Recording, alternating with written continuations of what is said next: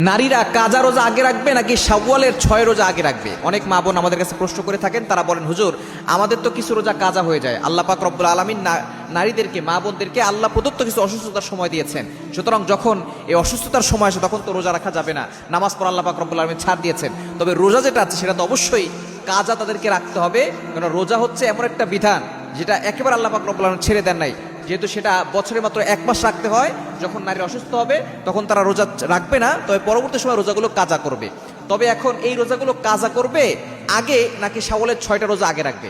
তবে কিছু কিছু মুহাদ্দিস কিরাম জানিয়ে দিয়েছেন যে যেহেতু রাসূলুল্লাহ সাল্লাল্লাহু আলাইহি ওয়াসাল্লাম বলে দিয়েছেন মান সামা রমাদান, যারা রমজান রোজা রাখবে এরপরে সুম্মাত বাহু সিত্তাম মিন শাওয়াল, যারা তারপরে 6টা রোজা রাখবে শাওয়াল মাসে, কানাকা সিয়ামি তাহারি কুল্লি, সারা বছর রোজা রাখার সওয়াব পেয়ে যাবে।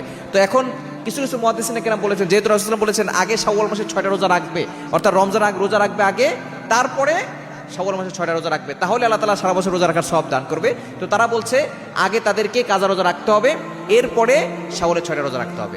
তবে কিছু কিছু মুহাদ্দিসিনেরা আবার বলছেন যে না, যেহেতু কাজা রোজা পরেও রাখার সুযোগ আছে, কিন্তু শাওয়াল মাসের যে রোজাগুলো সেটা তো শাওয়াল মাসেই রাখতে হবে, পরের মাসে রাখলে আর হবে না। কাজা রোজা সে বাকি রমজান আসার আগে যে কোনো সময় রাখতে পারবে, কিন্তু শাওয়ালের 6টা রোজা এই মাসে তাকে রাখতে হবে। সুতরাং শাওয়ালের 6টা রোজা সে আগে রাখতে পারবে, কাজা রোজা পরে রাখলেও হবে। তবে উত্তম হচ্ছে আগে কাজা রোজাগুলো আদায় করে ফেলা, এরপরে তার শাওয়ালের 6টা রোজা আদায় করলেই আল্লাহ পাক রব্বুল আলামিন তাকে সওয়াব দিবেন। এটাই হচ্ছে উত্তম। যারা সুস্থ থাকবে আগে কাজা রোজাগুলো আদায় করবে, এরপরে শাওয়াল